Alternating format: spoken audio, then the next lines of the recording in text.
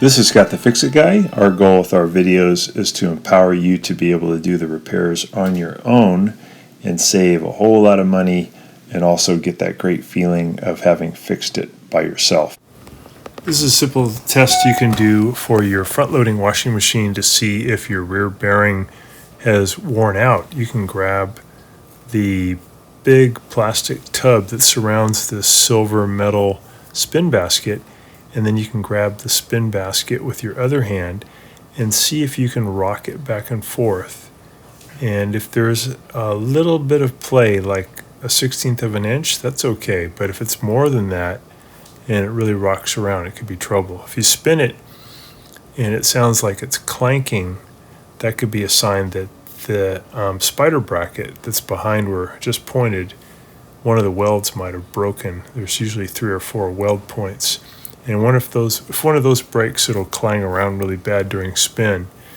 More commonly, though, the rear bearing right here in the middle wears out due to loading it with too much heavy things like bathroom mats, and they wear out prematurely. These should last about 10 years, but when people put in the heavy things, it wears out the rear bearing, and you get the sloppiness between the tub and the spin basket, and then it's super, super loud during the high-speed spin phase.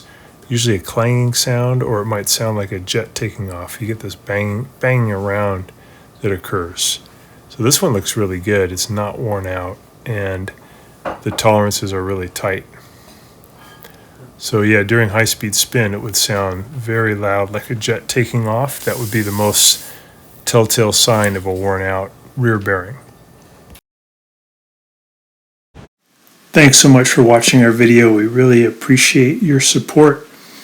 And when you get a chance, please press the subscribe button below so you can be subscribed, and also the notification bell so we can send you more videos about appliance repair. Please also give us a thumbs up if you enjoyed the video.